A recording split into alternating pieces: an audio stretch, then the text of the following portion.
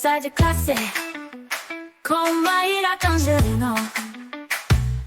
Mentes únicas em conversas plurais.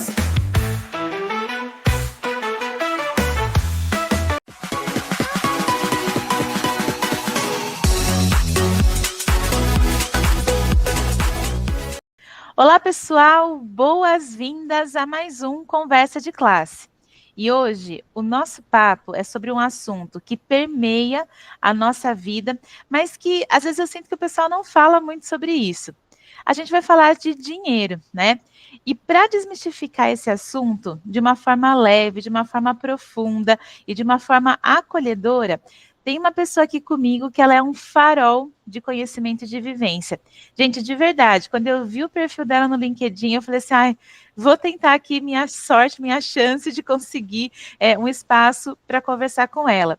Eu estou aqui com a Vânia Santana, ela é uma administradora de carreira longa e uma carreira, inclusive, brilhante, e hoje ela se dedica a ensinar finanças comportamentais com um foco muito especial.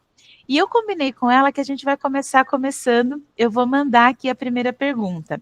Vânia, a sua trajetória profissional, ela é impressionante. São mais de 3 décadas aí em empresas gigantes. E hoje, o seu trabalho foca num público muito específico, que são as mulheres negras, as mulheres pretas, né? Eu queria saber como que essa virada de carreira te encontrou e como que foi essa decisão, o que que te levou por esse caminho, por esse propósito. Vânia, com muita honra, com muita alegria, muito obrigada, bem-vinda ao Conversa de Classe. Nossa, muito obrigada, amei a introdução, agradeço pelo convite. Eu sou uma apaixonada por esse meu trabalho, então aproveitar oportunidades de divulgar, de falar sobre isso, é sempre importante para mim.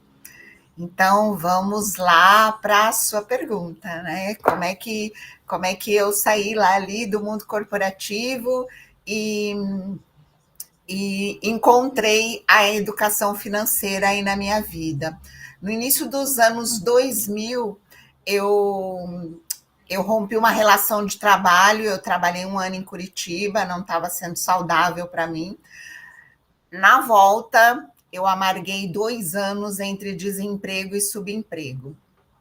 Aí foi o meu momento de conexão com a educação financeira. Eu não tinha reserva, eu nunca tive educação financeira, meus pais também não, mas esse processo de recolocação, pagamento de dívidas, porque 2 anos desempregada não teve como evitar, eu me prometi que eu nunca mais voltaria para aquele lugar, para aquela situação de vulnerabilidade. E aí eu comecei, aos poucos, sem orientação, a construir uma reserva.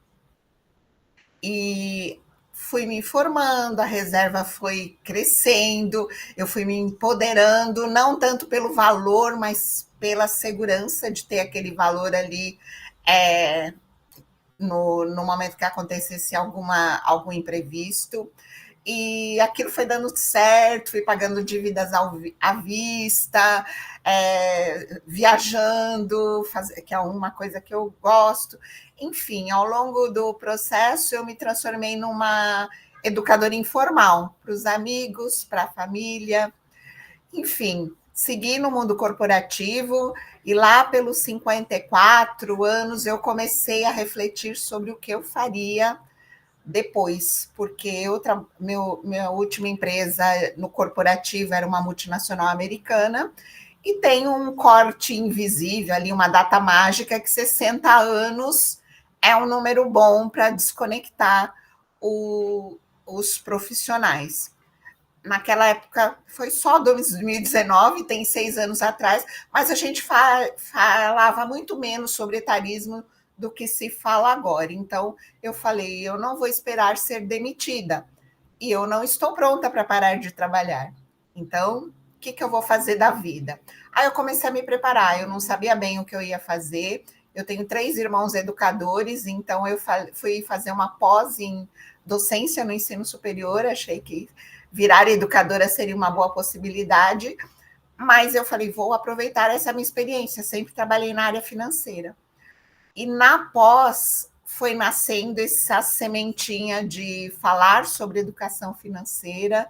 Primeiro eu pensei em pequenos empreendedores, a gente tem uma estatística aí de empresas que fecham em 1 ano, e muito por falta de gestão financeira.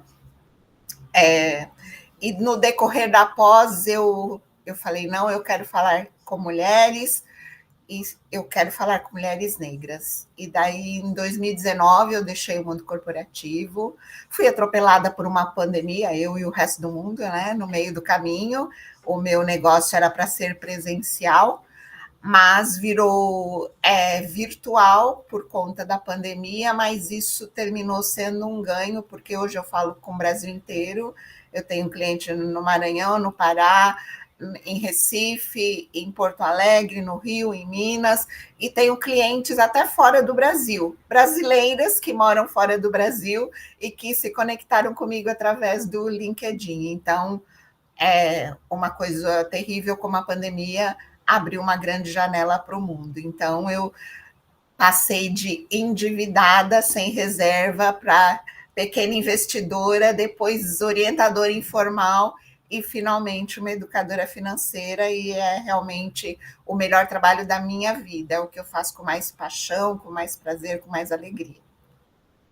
E, Vânia, é inspirador, né, ouvir você falar, conhecer a sua trajetória, porque de fato, né, eu fico pensando quando eu recebo pessoas também que elas estão próximas como você disse aí, a idade mágica, né, elas também vão se questionando, assim, o que eu quero fazer, não estou pronto, né, não estou pronta para parar e quero seguir, né, e eu também achei muito interessante como que você traz a questão do dinheiro de uma forma muito leve, que geralmente é um tabu, né? A gente sabe que falar de dinheiro acaba sendo aí um tabu.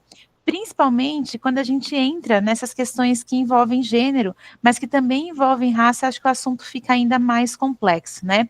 Eu quero te perguntar, na sua experiência, quais os maiores desafios, mas também as maiores vitórias que as mulheres negras encontram quando elas caminham nessa jornada rumo à independência financeira? Bom, eu posso dizer que a gente tem 2 grandes aspectos. O primeiro é o desafio de conquistar renda digna. Quando a gente fala da pirâmide salarial, é homem branco no topo, mulher branca, homem negro, mulher na base dessa pirâmide. Então, precisa ter renda. Segundo, ter uma estratégia para lidar bem com essa renda, porque os dados nos mostram que não basta ter renda, precisa ser bom gestor dessa renda, porque a gente também sabe que tem gente que tem boa renda e segue desorganizado, e o oposto também é verdadeiro, pessoas com pequenas rendas e fazendo coisas que a gente nem consegue imaginar da onde aquela mágica surgiu. Então, eu acho que esses são os 2 grandes desafios, e tem que ser um trabalho coletivo, é individual sim, mas precisa ser políticas públicas, engajamento das organizações, enfim, tudo contribuindo para que a inclusão, né? A gente está falando tanto da diversidade e inclusão, então, intencionalidade nesses processos. E quando eu penso em vitória, se a gente traça uma linha do tempo histórica, mulheres negras sempre fizeram verdadeiros milagres com renda escassa. Se a gente traça essa linha do tempo lá no pré-abolicionismo, as mulheres negras, as chamadas pretas de ganho, elas vendiam acarajé, doces, e com aquele dinheiro elas compravam alforrias delas próprias e de familiares, dinheiro contado, porque se elas não fossem libertas, parte daquela renda era para o dono dela. Então, e se a gente segue, tem histórias de mães, de avós ali trabalhando como domésticas e que educaram famílias, construíram casas, tem lá a sua casinha na periferia, mas tem a casa própria, quitada, então, verdadeiros milagres também. Então, as mulheres negras têm essa característica de sem estratégia, já faz muita coisa. Então, imagine se houver esse cuidado. Sem contar que a gente tem mais um lembrete nessa composição da renda. As mulheres negras também estão em maior quantidade ocupadas com a economia do cuidado, que é aquele trabalho sem remuneração ou com remuneração precarizada. Então, a gente tem aí um caldeirão de fatores. Eu trouxe alguns desafios, mas acho que a grande vitória é esse DNA da mulher negra de ser agregadora, de cuidado coletivo e de fazer milagres. E Vânia, é uma honra, sabe, poder ouvir, né, esse ensinamento que você está trazendo, porque acho que ajuda também a gente a mudar mesmo as perspectivas históricas mesmo, né, de como a gente olha toda essa construção social que a gente tem aí desses temas que você está trazendo. Eu estava pensando aqui que você também traz muito essa questão da relação, de uma nova relação com o dinheiro, né? Eu queria te perguntar, o que isso significa na prática, né?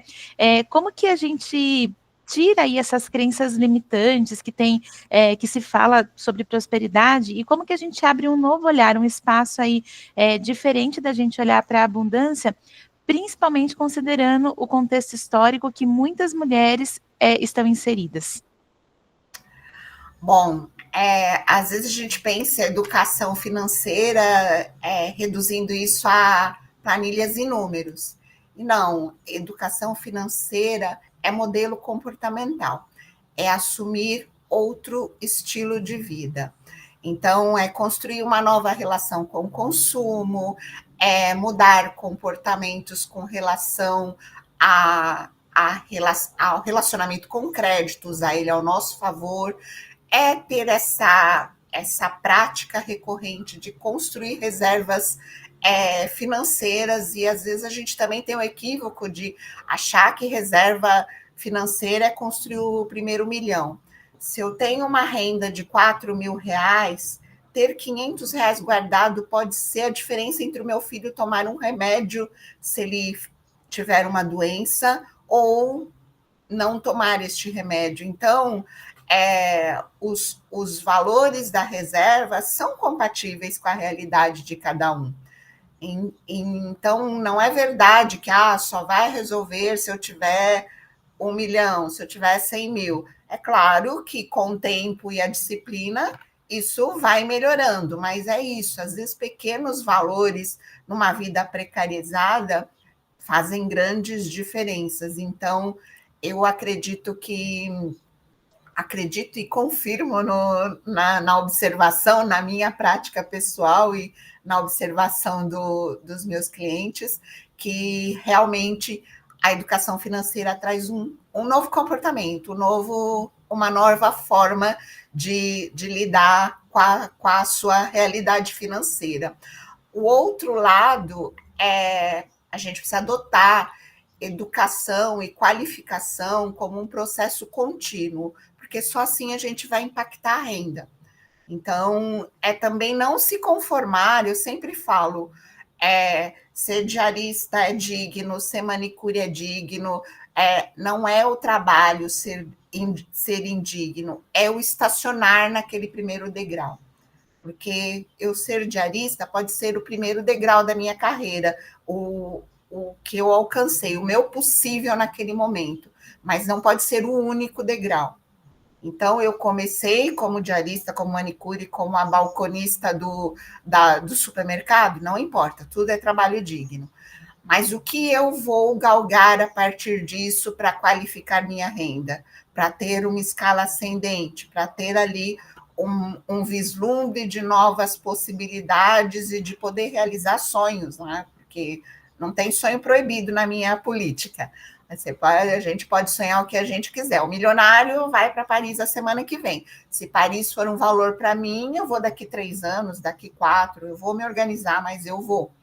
Então, não tem sonho pequeno nem sonho proibido, mas a renda tem um papel para viabilizar isso. E, por fim, a gente propicia também uma mudança geracional, porque quando eu mudo as minhas práticas, eu mudo o meu entorno. Eu mudo do meu irmão, às vezes eu mudo dos meus pais, eu mudo dos meus sobrinhos, eu mudo dos meus filhos, às vezes eu mudo da minha vizinha. Eu tenho tantas amigas que me falam, Vânia, você é minha inspiração.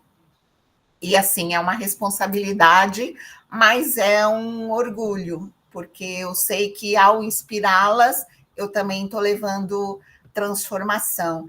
E as tradições africanas têm uma filosofia muito que é até bem conhecida, que é Ubuntu, né? Eu sou porque nós somos, então isso é do coletivo. Eu não posso estar bem sozinha, eu tenho que levar quem está do meu lado. E aí a mudança geracional vem a partir dessa mentalidade de todo mundo vir junto. Ivânia, lá no começo, né, eu comentei assim que você é um farol, e de fato você é, né? Eu estava pensando aqui que eu tenho visto crescer muito a procura pelo ensino da educação financeira, né, para a gente propiciar isso em várias escolas, e que bom ter pessoas como você que já trazem tanto como boas referências, né, quanto também uma fala objetiva e uma fala aí que inspira, né, para a gente poder olhar para esse trabalho. Como você falou, né, para além da planilha. A gente está caminhando aqui para o finalzinho, e o seu trabalho, ele também envolve a potencialização das carreiras, né? É um foco de trabalho que você tem também. Eu gostaria de saber como que a educação financeira se conecta com o empoderamento profissional, e em que medida que você acha que o conhecimento sobre o dinheiro é uma ferramenta para abrir novas portas e oportunidades. Ah, bacana.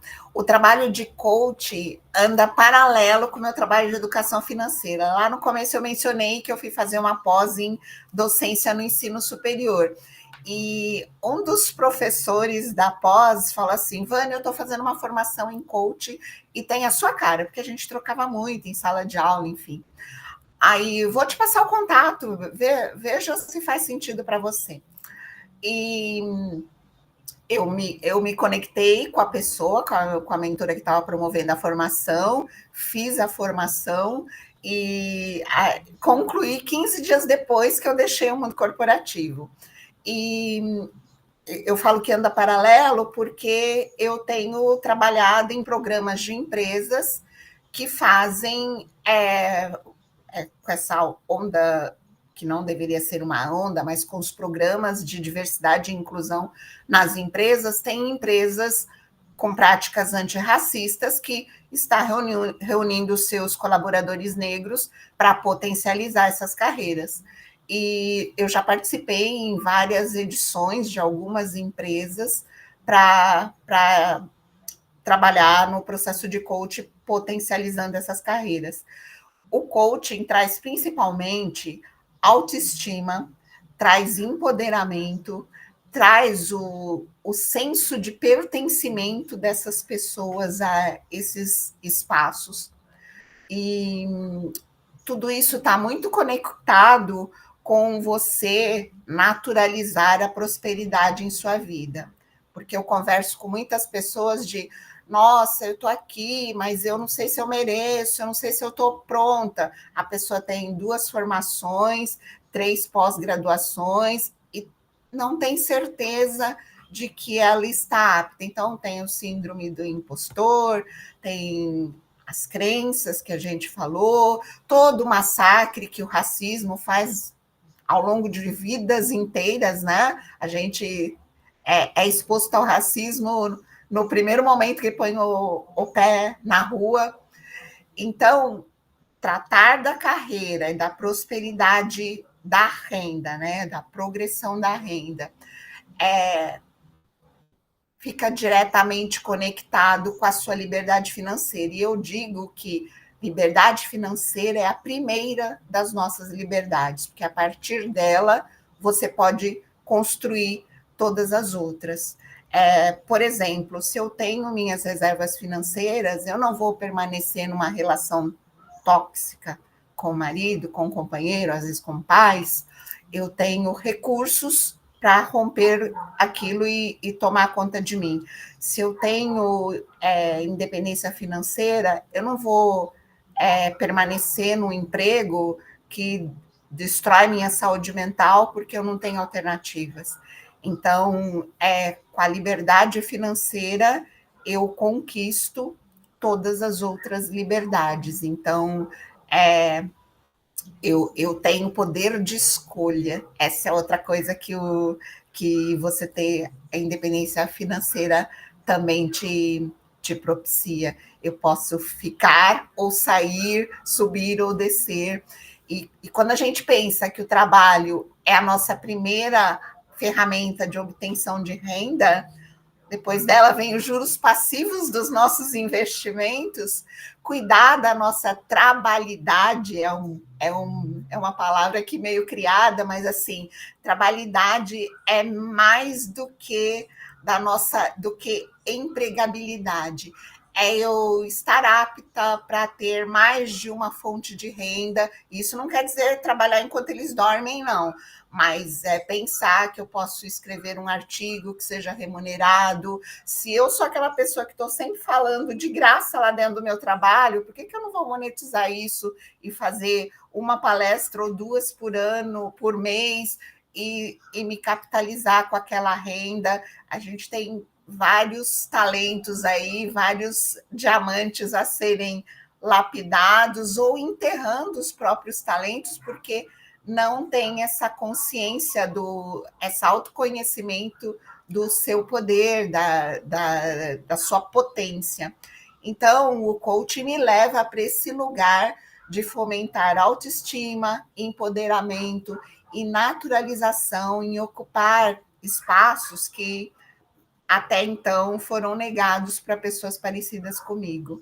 Então, eu digo que tanto o coaching quanto a educação financeira são paralelos, e eu posso dizer que até nas minhas mentorias financeiras ali, que é um trabalho individual, eu estou sempre lidando com as minhas mentoradas com duas questões importantes. Primeiro, eu falo, adoro quando as minhas mentoradas estão em terapia, porque tem muitas dores que sabotam a saúde financeira, mas eu trago muito a questão profissional. O que elas estão fazendo, se está investindo no trabalho com formação, que livros está lendo, falo de conexões também, tudo isso é investimento, os bons relacionamentos também são investimentos, então, e tudo isso capitalizando, potencializando a sua capacidade financeira. Então, a gente falou muito mais do que dinheiro, né? Muito mais, né? E que lindo a profundidade que você traz, né? Um assunto complexo e um assunto muito agregador, né? Tenho certeza que essa mensagem vai chegar para muita gente que precisa ouvir. Que bom, né? Que você está aqui com a gente. Vânia, eu queria aproveitar e agradecer, né, toda essa generosidade aqui que eu citei. E eu quero saber, você quer deixar uma mensagem de finalização para quem está assistindo a gente? O que eu posso dizer é que quando a gente é apaixonada por algo e entende a transformação que aquilo causa, a gente quer que todo mundo acolha, abrace. E eu digo que educação financeira me salva todos os dias e ela me dá uma tranquilidade. E assim, abrindo um parênteses, eu encontrei a educação financeira aos 39 anos. Então, eu tenho bem um antes de como era a minha vida e o depois de tudo que eu conquistei a partir do momento que eu trouxe educação financeira para a minha vida. Então, eu desejo isso para todo mundo. E não é sobre ser milionária, é sobre viver em paz, realizar seus projetos e se sentir a própria rede de apoio. Maravilhoso, Vânia, muito obrigada. Obrigada por essa mensagem empoderada e bastante objetiva que você trouxe hoje. E, pessoal, a gente se vê no próximo Conversa de Classe. Até mais. Obrigada. Tchau, gente.